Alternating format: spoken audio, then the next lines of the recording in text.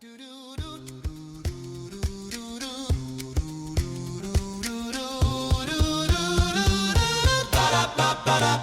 told me strength means never breaking down. Keep it locked inside, don't make a sound. But I've been carrying weight I can't sustain, trading my truth just to hide the pain. No more masks, no more walls. Time to answer when my purpose calls. This is real talk, no filter, no facade. Man enough to face the truth, however hard. Breaking chains that held me back from who I am. Standing in my power with an open hand. Real talk, this is where we start. Man enough to lead with heart. Man enough to lead with heart.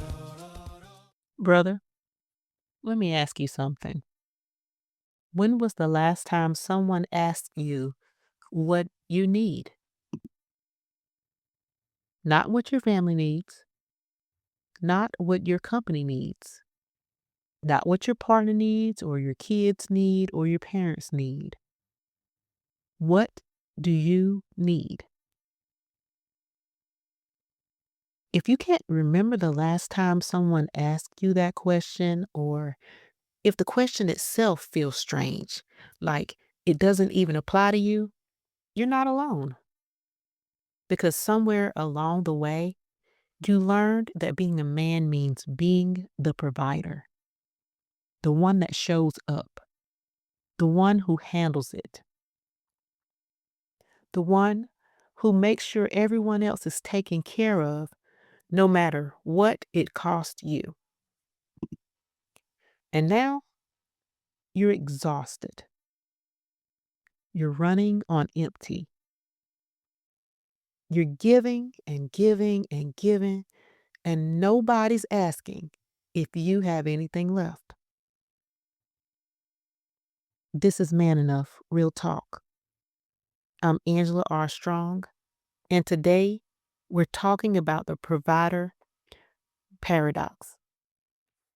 What happens when being the one everyone leans on means you have no one to lean on yourself?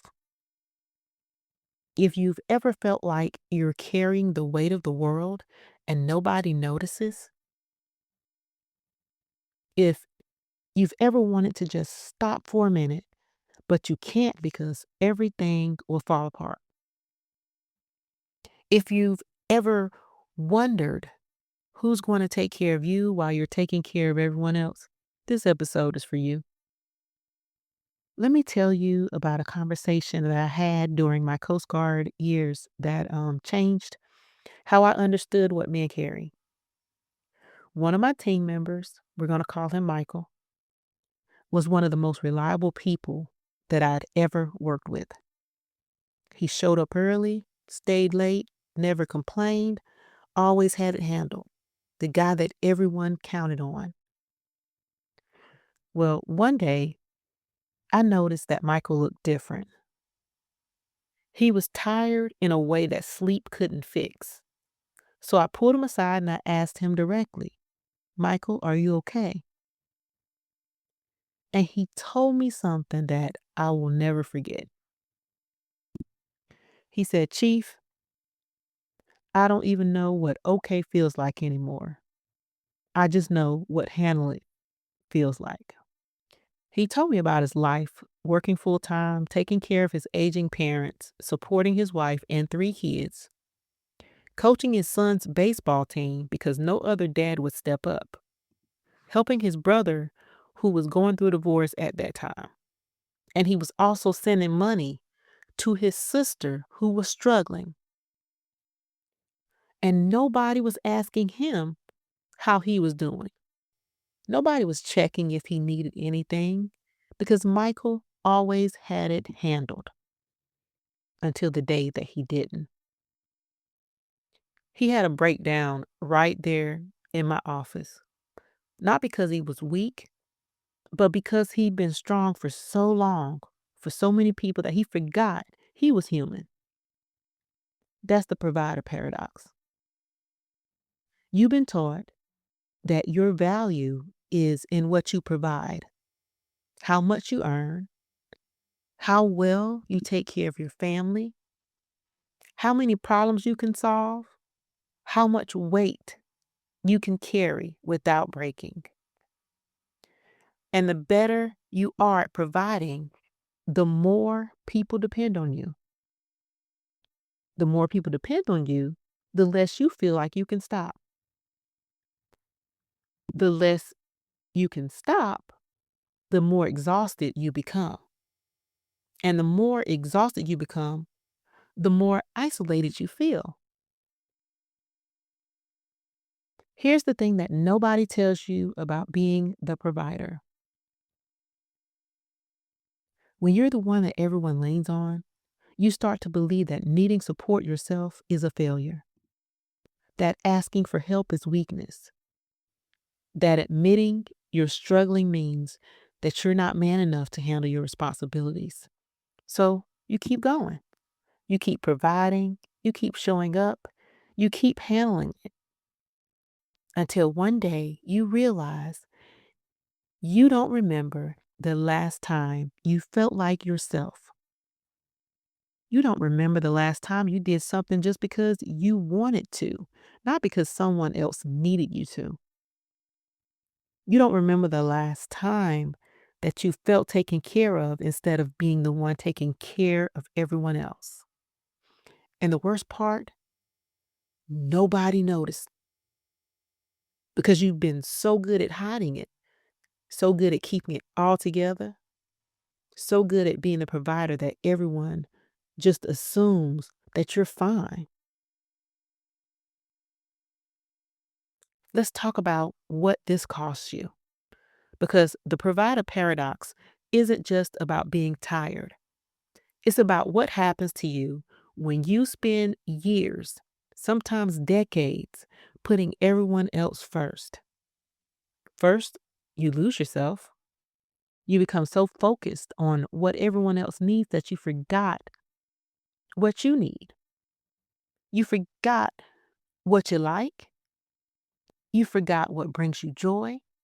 You forgot who you are outside of being the provider. And I see this all the time. Men who can tell me everything about their kids' schedules, their wife's preferences, their company's needs. But when I ask them what they want, what they dream about, what would make them happy, they go completely blank because they haven't thought about themselves in so long that they don't even know anymore. Second, you lose your health. The stress of constant providing takes a toll on your body. High blood pressure, heart problems, sleep issues, weight gain or weight loss, chronic pain. Your body is trying to tell you that you can't keep going like this, but you ignore it because you don't have time to be sick. Third, you lose connection. Ironically, the more you provide for the people you love, the more distant you can become from them because you're so focused on doing for them that you forgot how to just be with them. You're solving problems instead of having conversations. You're fixing things instead of feeling things. And eventually, the people that you're providing for start to feel like you're not even there. You're physically present, but emotionally, you're absent. You're taking care of their needs, but they can't reach you. Fourth, you lose your sense of worth outside of providing. Your identity becomes so tied to what you do and what you give that you start to believe that's all you are. That if you stop providing, you'd have no value. That people only love you for what you can do for them, not for who you are. And that belief, that's a prison because it means that you can never rest. You can never stop. You can never just be enough as you are. What I need you to understand is this. Providing for the people you love is not the problem. Taking care of your family is not the problem. Being responsible is not the problem. The problem is when providing becomes your entire identity. When you believe that your worth is measured only by what you give, when you've sacrificed so much of yourself that there's nothing left. The problem is when you're so busy being strong for everyone else that you never get to be human yourself. I've worked with men who are making 6 figures, 7 figures, providing everything that their family could possibly need. And they're miserable. They're exhausted. They're lonely. They're wondering if it's all worth it and if that's all this is. Because money can't fill the void when you've lost yourself. Success can't heal the loneliness when nobody really knows you. Providing for everyone else can't satisfy the need to be seen and valued for who you are, not just what it is that you do for everyone. So, how do you break this provider paradox? It starts with understanding one fundamental truth. You can be a provider without being only a provider.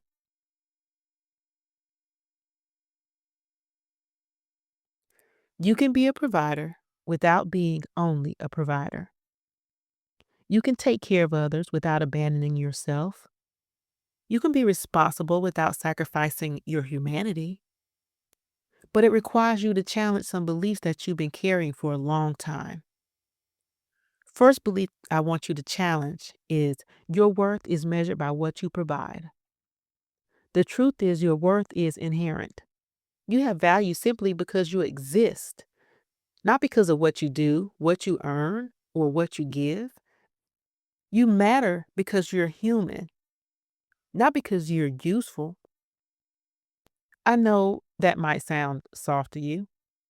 I know you might be thinking, that's nice in theory, but in the real world, people judge me by what I provide. And you're right about that. Some people will. But the question is, do you want to build your life around people who only value you for what you can do for them? Or do you want to build your life around people who value you for who you are? Second belief to challenge. Needing support is weakness. The truth is, needing support is human. Every strong person you admire has support. Every successful person you look up to as people that they lean on.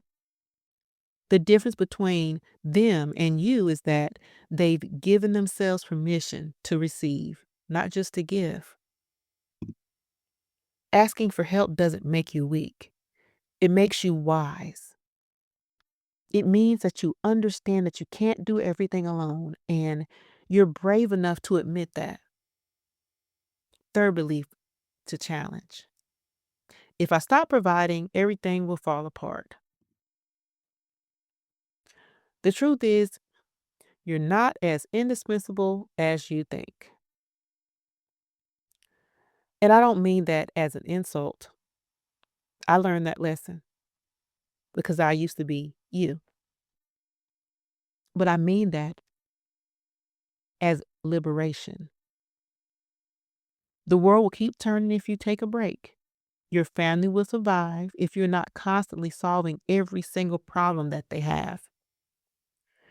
Your company will function if you're not available 24/7. And here's what might surprise you. When you stop doing everything for everyone, you give other people the opportunity to step up. You give your kids the chance to become more independent. You give your partner the space to contribute more. You give your team the room to develop their own skills. Sometimes the best thing that you can provide is not doing everything yourself. So, what does breaking the provider paradox actually look like in practice? It looks like setting boundaries around your time and energy. It looks like saying no to things that drain you, even if people are disappointed. It's okay. It looks like asking for help when you need it, even if it feels uncomfortable. It looks like having honest conversations with the people in your life about what it is that you need, not just what they need. It looks like prioritizing your health and well being, not as selfishness, but as sustainability. It looks like remembering that you're a human being, not a human doing, that your value isn't in your productivity, that you deserve rest, support, and care just as much as everyone else. We're going to take a power pause moment. So let's take a power pause right now. Take a deep breath with me. In through your nose for 4 counts. Hold for 4.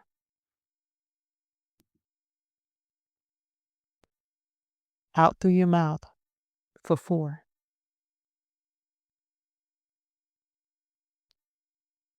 I want you to do that 2 more times.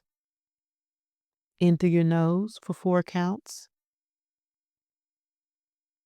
Hold for 4. Out through your mouth for 4.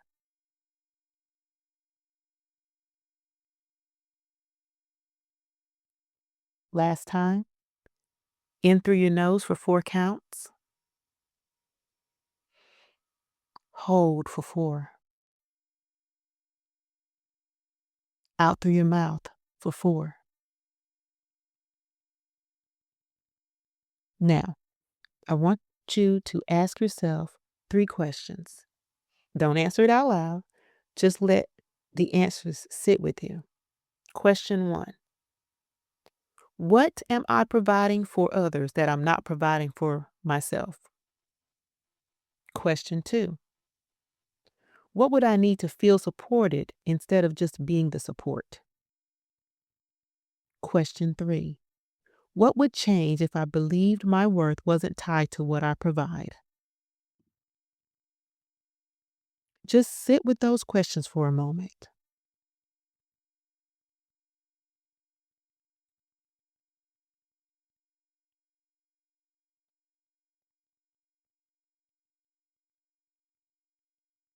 Whatever came up for you just now, that's your truth. That's what your soul is trying to tell you. So you need to listen to it. Because, brother, you've been carrying this weight of the world for too long. And I'm not telling you to drop everything and stop being responsible. I'm telling you that you can be a provider without losing yourself in the process. You can take care of your family and still take care of yourself. You can be strong and still need support. You can be the one people count on and still be human. Here's what I want you to do this week. First, I want you to identify one thing that you're providing for others that you're not providing for yourself. Maybe it's rest, maybe it's patience, maybe it's grace. Maybe it's time to do something that you enjoy. Whatever it is, give it to yourself this week. Second, I want you to have one honest conversation with someone in your life about what it is that you need. Not what they need, what you need. It doesn't have to be a big dramatic conversation. Just, hey, I need your help with something, or I'm feeling overwhelmed and I need your support. And third, I want you to email me. My email is angela@calibratedresilience.com. That's ANGELA @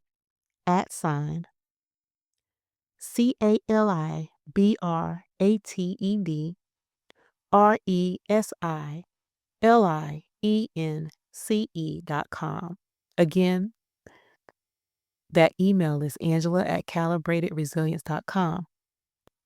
And I want you to tell me what the provider paradox looks like in your life. What are you giving that's costing you? What would support look like for you? You don't have to have it all figured out. You just have to be willing to admit that you can't keep going like this. Remember, being a provider is honorable, but sacrificing yourself completely is not sustainable. You can't pour from an empty cup, and you can't take care of everyone else if you're falling apart. Next week, we're talking about permission to not be okay. How to dismantle the man-up culture that's been killing men silently for generations. If you have been told to just push through, just handle it, just be stronger, then that episode is definitely for you. Until then, remember this. Your worth is not measured by what you provide. Your value is inherent, and you deserve support just as much as anyone you're supporting.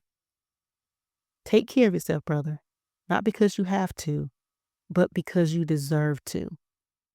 I'm Angela R. Strong, and this is Man Enough, Real Talk. Learned resilience in the fire and the fight.